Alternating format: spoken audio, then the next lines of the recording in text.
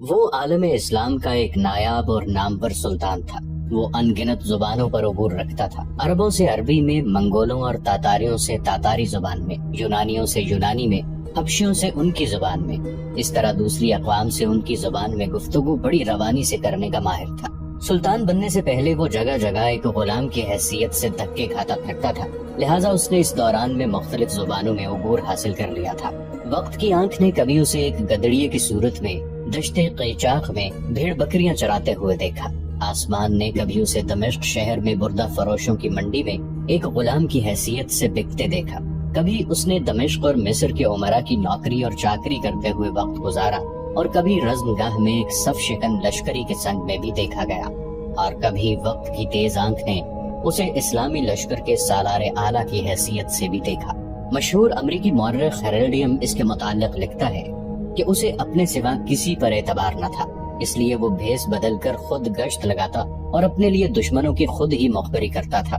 وہ اپنے ہم پیالہ ہم نوالہ ساتھیوں کو چھوڑ کر بالکل تنہا نکل جاتا، کبھی اسے مصر میں دیکھا جاتا اور کبھی وہ دوسرے دن فلسطین میں نمودار ہوتا۔ 4 دن بعد لوگ اسے عرب کے ریگزاروں میں دیکھتے اور اس کے چند دن بعد وہ خانہ بدوشوں کی سی تیز رفتاری سے کسی دوسری جگہ لوگوں کو دکھائی دیتا۔ جن دنوں وہ عالم اسلام کا سلطان بنا، ان دنوں منگولوں نے مسلمانوں پر حملہ آور ہو کر ان کے بیشتر علاقوں کو تباہ و برباد کر دیا تھا، اور ہلاکو خان مسلمانوں کے علاقوں میں دندناتا پھرتا تھا۔ ایک بار ایک منگول مغنی کے بحث میں وہ اکیلا اور تنہا ہلاکو کی سلطنت میں داخل ہوا۔ کئی دن کے لگاتار سفر کے بعد وہ اس کے علاقوں میں داخل ہونے کے بعد قریہ قریہ، بستی بستی اس کے علاقوں کی جاسوسی کرتا رہا۔ کیونکہ وہ مختلف زبانوں پر عبور رکھتا تھا، لہٰذا کسی کو شک نہ ہوا کہ وہ مسلمان ہے یا مسلمانوں کا سلطان۔ ایک دن اس نے منگولوں کے ایک شہر میں ایک نان بائی کی دکان میں کھانا کھایا اور ایک برتن میں اپنی شاہی انگوٹھی اتار کر رکھ دی۔ اس کے بعد وہ اپنے علاقے میں واپس آ گیا اور ایک قاصد ہلاکو خان کی طرف بھیجا اور اسے کہلایا، میں تمہاری مملکت میں حالات کا معائنہ کرنے کے لیے فلاں جگہ گیا تھا، فلاں شہر میں فلاں نان بائی کی دکان پر اپنی شاہی انگوٹھی بھول آیا، مہربانی کر کے وہ انگوٹھی تلاش کر کے مجھے بھجوا دو، کیونکہ وہ انگوٹھی مجھے بے حد عزیز ہے۔ ہلاکو خان مسلمانوں کے سلطان کی اس جرأت اور جسارت پر ششدر رہ گیا، اور وہ اس کی دلیری سے ایسا مرعوب ہوا کہ اس کی انگوٹھی تلاش کر کے اس کی طرف بھجوا دی۔ منگولوں کو جب خبر ہوئی کہ مسلمانوں کا سلطان خود بھیس بدل کر ان کے علاقوں میں داخل ہوا تھا، تو مورخین لکھتے ہیں کہ منگولوں پر سلطان کی ہمت اور شجاعت کی وجہ سے ایک دہشت اور خوف طاری ہو گیا تھا، اور وہ سوچنے لگے تھے کہ جس سلطنت کا حکمران اتنا جرئی اور جرت مند ہو، اس کے لشکریوں کا کیا عالم ہوگا، اور ہم اس کا مقابلہ کیسے کریں گے۔ ان دنوں کیونکہ بحرہ روم کے ساتھ ساتھ مغرب کے صلیبیوں نے اپنے بڑے بڑے اڈے بنا لیے تھے، جہاں سے نکل کر وہ مسلمانوں کے خلاف صلیبی جنگ کی ابتدا کرتے تھے۔ ان میں زیادہ نامور انطاکیہ کا حاکم بوہیمنڈ تھا۔ سلطان ایک مرتبہ ایک نصرانی زائر کا بھیس بدل کر صلیبیوں کے مقبوضہ علاقوں میں جا داخل ہوا، اور کئی ماہ تک ان کے عسکری استحکامات، قلعوں اور دوسرے اہم مقامات کا جائزہ لیتا رہا۔ وہ تقریباً 22 ایسے قلعے دیکھنے میں کامیاب ہو گیا جو ان دنوں صلیبیوں کی عسکری قوت کا مرکز تھے، اور یہ سارا کام اس نے تنے تنہا کیا۔ اس کے بعد اس نے ایک عجیب ستم ظریفی کی۔ اس نے ایک قاصد اور ایلچی کا بھیس بدلا اور جنگل میں ایک ہرن کا شکار کر کے وہ ہرن لے کر انطاکیہ کے بادشاہ بوہیمنڈ کے دربار میں جا داخل ہوا، اور اسے وہ شکار پیش کرنے کے بعد کہنے لگا، عالیجا، مجھے مصر کے سلطان الملک ظاہر نے بھیجا ہے۔ پتا چلا ہے آپ کیونکہ شکار کا بہت شوق رکھتے ہیں، ان دنوں شکار کے قابل نہیں ہیں، لہٰذا انہوں نے یہ تازہ شکار بطور ہدیہ بھیجا ہے، اسے قبول فرمائیے، میرے آقا آپ کے شکر گزار ہوں گے۔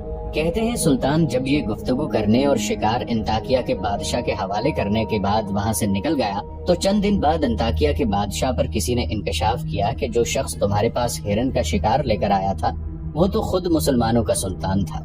اس انکشاف پر نصرانیوں کے بادشاہ بوہیمنڈ پر خوف اور لرزہ طاری ہو گیا تھا۔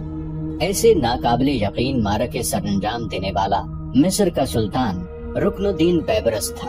سلطان بیبرس کا قد طویل تھا، اس کے اعضاء نہایت قوی اور متناسب تھے، انتہائی درجے کا خوبرو اور خوش وضع تھا، چہرے سے رعب اور وقار ٹپکتا تھا، رنگ سرخ اور سفید تھا، بال سرخ اور آنکھیں نیلی تھی۔ بعض مورخ یہ بھی کہتے ہیں کہ بچپن میں جب وہ غلام تھا تو اس کی ایک آنکھ خراب ہو گئی تھی، تاہم اس نقص نے سلطان کی خوبصورتی، اس کی خوشروئی اور وجاہت پر کوئی اثر نہ ڈالا تھا۔ سلطان بیبرس سن 1223 میں وسط ایشیا میں پیدا ہوا۔ اس کی ولادت سے کئی سال پہلے بلخ، بخارا اور سمرقند وغیرہ کے مسلمان تاجروں کی تبلیغی کوششوں کے بدولت وسط ایشیا میں اسلام پھیل چکا تھا۔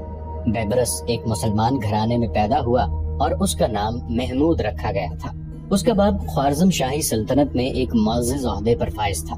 بدقسمتی سے حکمران وقت اس سے کسی بات پر ناراض ہو گیا اور اسے پابند سلاسل کر دیا۔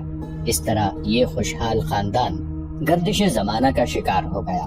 جب منگولوں نے مسلمانوں کے علاقوں پر حملہ آور ہونا شروع کیا تو انہوں نے جوانوں، بچوں اور عورتوں کو غلام بنا کر فروخت کرنا شروع کر دیا۔ غلامی کے لیے پکڑے جانے والے ان بچوں میں سلطان بیبرس بھی شامل تھا۔ سلطان کو بھی دمشق کی بردہ فروشوں کی منڈی میں لایا گیا۔ پہلی بار جس شخص نے اس کا سودا لگایا اس کے لیے اس نے 100 درہم پیش کیے، لیکن جب اس نے دیکھا کہ بچے کی نیلی آنکھوں میں سقم ہے تب اس نے وہ سودا منسوخ کر دیا اور سلطان کو خریدنے سے انکار کر دیا۔ سلطان، جس کا نام بچپن میں محمود تھا، آخر جگہ جگہ دھکے کھاتا پھرا، یہاں تک کہ ایک مصری امیر نے اسے خرید لیا۔ خریدنے والے امیر کا نام علی ابن الورفا تھا۔ یہ علی ابن الورفا ایک دوسرے مصری امیر کا مقروض تھا۔ اس نے اس قرض کے عوض محمود کو اپنے قرض خواہ کے حوالے کر دیا۔ دوسرا امیر جس نے محمود کو خریدا تھا، اس کی بیوی نے اپنے چھوٹے بچے کی دیکھ بھال محمود کے سپرد کر دی۔ بدقسمتی سے ایک دن محمود سے کوئی لغزش ہو گئی، اس پر اس کی مالکہ نے اسے مار مار کر ادموا کر دیا اور بری طرح سے اسے پیٹا۔ اس موقع پر اس امیر کی بہن بھی وہاں موجود تھی جس کا نام فاطمہ تھا۔ اس نے جب محمود کو پٹتے ہوئے دیکھا تو اس کو اس لاوارث اور غلام بچے پر بڑا رحم آیا۔ اس نے انتہائی سختی سے اپنی بھاوج کو کہا کہ اگر تم اس غلام کے کام سے خوش نہیں ہو تو اس کو میرے سپرد کر دو۔ وہ عورت رضامند ہو گئی اور فاطمہ محمود کو اپنے ساتھ دمشق لے گئی، جہاں اس کا اپنا گھر تھا۔ فاطمہ کا اپنا ایک بڑا بیٹا تھا جو فوت ہو گیا تھا اور حسن اتفاق سے اس مرنے والے کی شکل محمود سے ملتی جلتی تھی۔ اس بنا پر فاطمہ نے اسے اپنے بیٹے کی حیثیت سے اپنے پاس رکھ لیا اور وہ محمود کی بجائے اسے بیبرس کہہ کر پکارنے لگی۔ یہ فاطمہ بیبرس کے ساتھ مادرانہ شفقت کے ساتھ پیش آتی، اس کا بڑا خیال رکھتی۔ جس طرح اپنے بیٹے کی خدمت کیا کرتی تھی، اسی طرح اس کی بھی خوب خدمت کی۔ فاطمہ نام کی اس عورت کا ایک بھائی تھا جو مصر کے سلطان الملک الصالح نجم الدین ایوب کے دربار میں ایک معزز عہدے پر فائز تھا۔ ایک بار وہ اپنی بہن سے ملنے کے لیے دمشق آیا تو وہاں اس نے بیبرس کو دیکھا، اس کے حالات سنے۔ لڑکے کے اطوار، اس کی عادات اسے اس قدر پسند آئیں کہ اس نے گزارش کرنے کے انداز میں فاطمہ سے بیبرس کو مانگ لیا۔ فاطمہ نے بیبرس کو اپنے بھائی کے حوالے کر دیا اور اس کا بھائی بیبرس کو دمشق سے قاہرہ لے گیا اور وہاں اس نے بیبرس کو مصر کے سلطان الملک الصالح کی نظر کر دیا۔ سلطان الملک الصالح نے بیبرس کے علاوہ اور بہت سے بلکہ بے شمار لاوارث لڑکوں کو خرید رکھا تھا اور ان کی تعلیم اور تربیت کے لیے اس نے خاص انتظامات کیے ہوئے تھے۔ بیبرس نے بھی الملک الصالح کی سرپرستی میں کتابی علوم اور حربی فنون میں اعلیٰ درجے کی مہارت حاصل کی۔ اس کے بعد وہ حسب دستور مصری لشکر میں بھرتی ہو گیا۔ اپنی غیر معمولی جسمانی قوت، ذہانت اور وجاہت کی بدولت لشکر کے ایک دستے کا سالار مقرر کر دیا گیا۔ تاہم اس وقت تک اس نے کوئی خاص شہرت حاصل نہ کی تھی۔ اتفاق سے اسی زمانے میں 7ویں صلیبی جنگ کی ابتدا ہو گئی۔ 7ویں صلیبی جنگ کی ابتدا فرانس کے بادشاہ لوئی نہم نے کی تھی۔ اس نے اپنے کام کی ابتدا اس طرح کی کہ مصر پر حملہ آور ہوا۔ وہ چاہتا تھا کہ پہلے مصر پر حملہ آور ہو اور آگے بڑھ کر پورے فلسطین پر قابض ہو جائے۔ جن دنوں فرانس کا بادشاہ مصر پر حملہ آور ہوا، ان دنوں مصر کا حکمران الملک الصالح تھا۔ اسے حالات کی ستم ظریفی کہیے کہ جس وقت فرانس کا بادشاہ مصر پر حملہ آور ہوا، اس وقت مصر کا سلطان الملک الصالح بری طرح بخار میں مبتلا تھا، بیمار تھا، حرکت نہیں کر سکتا تھا۔ تاہم اس حالت میں بھی وہ منصورہ کے میدانوں میں فرانسیسیوں کے سامنے آیا۔ اس کی ملکہ شجرت الدار اس موقع پر اس کے ساتھ تھی کیونکہ سلطان بیمار تھا۔ شجرت الدار ایک نہایت زیرک، بلند حوصلہ اور بڑی شجاع خاتون تھی۔ جن دنوں لوئی نہم مصر کی سرزمینوں میں داخل ہوا، بدقسمتی سے مصر کا سلطان الملک الصالح فوت ہو گیا۔ کیونکہ فرانسیسی حملہ آور ہو چکے تھے، لہذا شجرت الدار نے سلطان کی موت کو مخفی رکھا، کسی پر ظاہر نہ کیا، اور اس کے بیٹے توران شاہ کو، جو اس وقت حصن طیفہ کے مقام پر قیام کیے ہوئے تھا، منصورہ کے میدان میں بلا لیا۔ یہ شجرت الدر کی بڑی فراخ دلی تھی۔ توران شاہ گو سلطان کا بیٹا تھا، لیکن اس کی دوسری بیوی سے تھا۔ شجرت الدر کا سوتیلا بیٹا تھا۔ اپنی سوتیلی ماں کی طلب کرنے پر توران شاہ منصورہ پہنچ گیا۔ منصورہ میں فرانسیسیوں کے ساتھ گمسان کا رن پڑا۔ جس وقت فرانسیسی اور مصری لشکر ایک دوسرے سے ٹکرا رہے تھے، اس وقت لوگوں نے دیکھا کہ ایک انتہا درجے کا جفاکش اور دراز قد نوجوان ایک عربی گھوڑے پر سوار ہو کر برق کے کوندوں کی صورت اپنا نیزہ ہلاتا ہوا صلیبیوں کے لشکر پر حملہ آور ہوتا تھا اور اپنے پیچھے دشمن کی لاشوں کے انبار لگاتا چلا جاتا تھا۔